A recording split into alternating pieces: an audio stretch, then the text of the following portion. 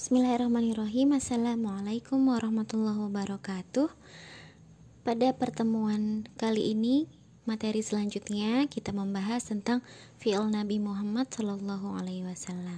Seperti kita ketahui, fi'il artinya perbuatan atau perilaku. Jadi kita akan mempelajari tentang perilaku Nabi Muhammad SAW yang kita tahu beliau adalah suri tauladan utama kita.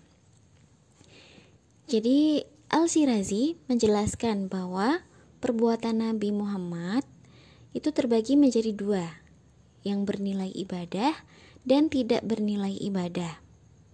Kalau perbuatan itu tidak bernilai ibadah, contohnya seperti yang kebutuhan manusia sehari-hari seperti makan, minum, berpakaian, duduk, berdiri, itu menunjukkan kebolehan atau ibahah atau mubah karena tidak menetapkan keharamannya.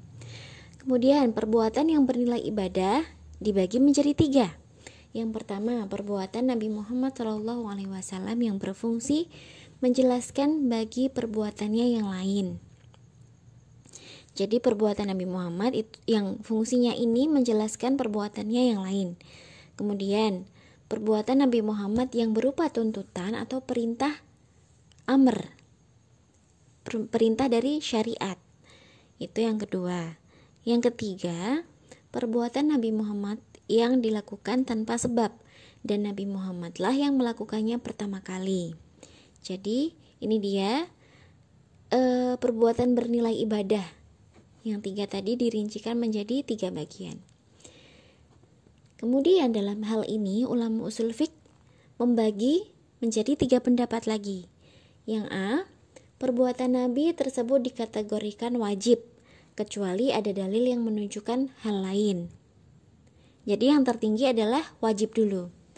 Kemudian dikategorikan sunnah, kecuali ada dalil yang menunjukkan wajib. Yang ketiga, tawakuf, tidak dikategorikan wajib ataupun sunnah kecuali ada dalil yang menunjukkannya. Dan perbuatan Nabi Muhammad ini telah diketahui bahwa ia melakukannya atas dasar wajib atau sunnah. Maka perbuatan tersebut disebut dengan syariat bagi umat Islam, kecuali ada dalil yang menunjukkan bahwa perbuatan itu merupakan kekhususan bagi Nabi. Dan perbuatan Nabi berimplikasi kepada aneka macam bayan. Bayan, masih ingat ya, bayan adalah penjelasan. Berimplikasi pada anwa'ul bayan atau macam-macam penjelasan seperti mujmal, takhsisul umum, ta'wil adz-dzahir, dan nasakh yang kemarin kita sudah belajar ya beberapa. Kemudian contoh bayan mujmal itu perbuatan Nabi terkait dengan sholat dan haji, di mana dalam perbuatan tersebut terdapat penjelasan sesuatu yang masih global, masih umum yang ada di dalam Al-Quran. Yang berikut contoh dari takhsis al-umum, mengkhususkan yang umum. Ini contohnya Nabi melarang sholat setelah waktu asar sampai dengan tenggelamnya matahari. Ini dalam satu hadis berisi seperti itu. Nah, ada riwayat yang lain pada hadis yang lain bahwa Nabi melakukan sholat yang mempunyai sebab setelah menjalankan sholat asar. Ini contoh ini ada pengkhususan atau pengecualian.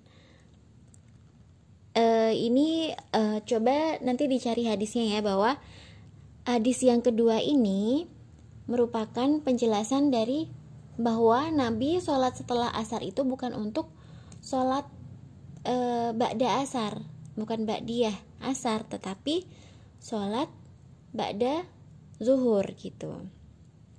Karena beliau lupa, kemudian dilakukan di waktu asar. Kemudian contoh dari ta'wil adz-dzahir itu seperti hadis yang meriwayatkan larangan pemotongan anggota badan atau kisos.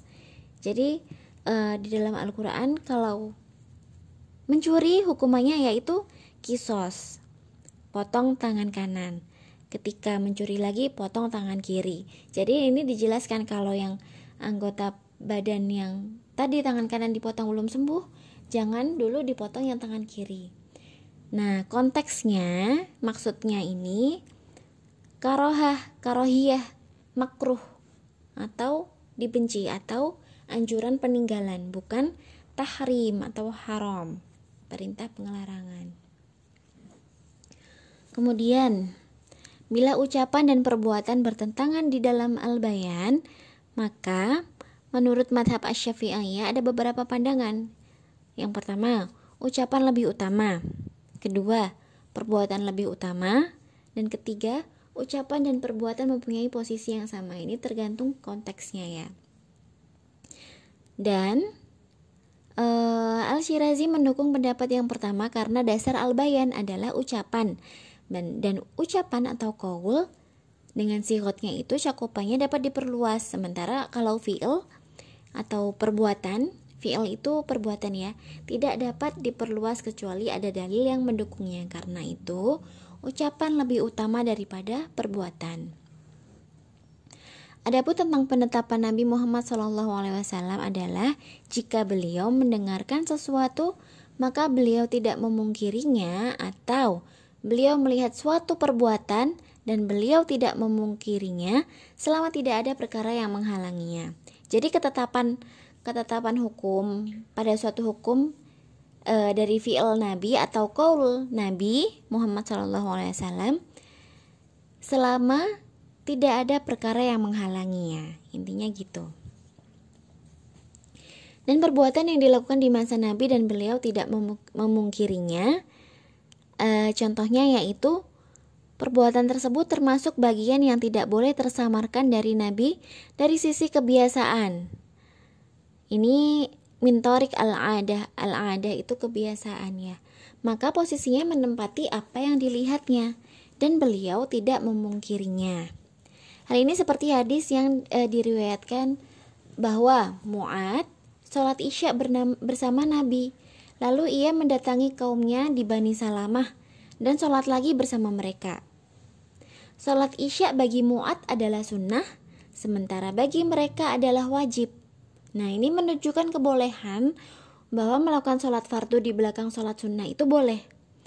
Nah, kalau perbuatan ini terlarang, maka Nabi Muhammad langsung melarangnya. Kemudian, diamnya Nabi mengenai hukum sesuatu ketika melihat seseorang melakukan perbuatan bisa dikategorikan sebagai berikut. Yang pertama, perbuatan tidak dalam posisi menempati keperluan umum atau hajat orang banyak. Maka diamnya Nabi bukanlah dalil adanya keharusan atau wajib, bukan juga dalil pengguguran bagi kebolehan, atau maka diamnya Nabi bukanlah dalil adanya keharusan atau wajib, bukan juga dalil pengguguran bagi kebolehan suatu perbuatan bila pemberian penjelasan betul-betul diakhirkan sampai dengan waktu yang dibutuhkan. Jadi gak langsung gitu Nabi Muhammad melakukan penetapan suatu hukum. Kemudian yang kedua, perbuatan yang menempati keperluan umum, seperti kasus orang Badui, yaitu Arab, yang bertanya mengenai menggauli istri di bulan Ramadan, kemudian ia diwajibkan memerdekakan budak, sementara istrinya tidak. Nah, diamnya Nabi menunjukkan bahwa memerdekakan budak juga wajib bagi si istri, karena mengakhirkan memberikan penjelasan pada waktu yang dibutuhkan itu tidak boleh. Jadi istri juga wajib memerdekakan budak. Demikian penjelasan tentang fi'il Nabi Muhammad SAW. Semoga bisa dipahami. Sebenarnya usul fiqh itu lebih mudah dipahami ketika memakai bahasa Arab, karena istilah-istilah yang digunakan itu kebanyakan istilah Arab, yang kalau di Indonesia kan sedikit rancu gitu ya, sedikit berat memahami. Tapi insya Allah kita berusaha bersama, semoga mudah. Jika ada pertanyaan silahkan disampaikan di grup. Demikian, wassalamualaikum warahmatullahi wabarakatuh.